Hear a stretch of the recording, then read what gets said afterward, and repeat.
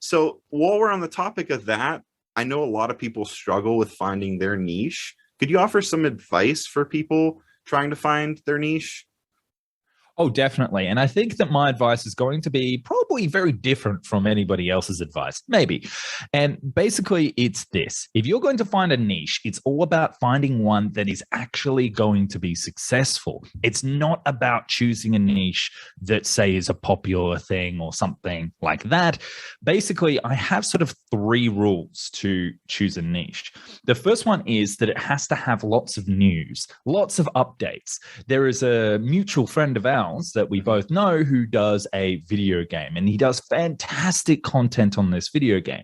However, this video game gets rarely zero updates, occasionally might get a sequel, and has a diminishing player base over time.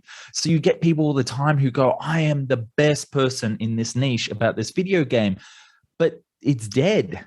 And it's like nothing's going to happen with this game. So you've got to choose a niche that has continuous news.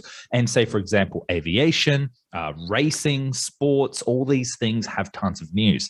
If you're looking for the best news niche topic, it's actually celebrity news because it's super popular and it's constantly changing. And that actually leads into the second thing. It's got to be popular. It has to be a niche that has like a lot of stuff.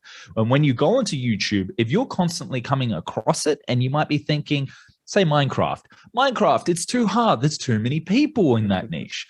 But that's the complete opposite. That means there's a market. And so you can actually go into Minecraft or say aviation, and you can just make videos in that niche, and there's already an audience ready and looking for your topics.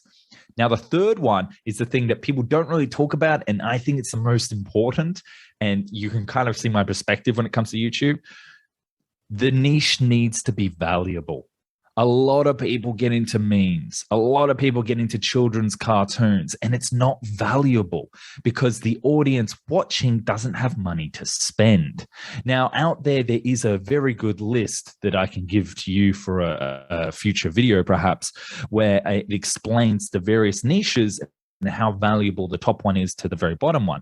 But basically, you're looking for niches that either have a lot of people willing to buy, like women and makeup. Like if you're doing women's fashion or something like that, then people will be like, I'm ready to buy it. That's why shop haul videos do so well and makeup review videos. Or alternatively, if you do something to do with old men, people who perhaps fly a lot or something like that. People that, I mean, it was a coincidence that I happened to choose aviation and that there is a very marketable audience of older gentlemen for it.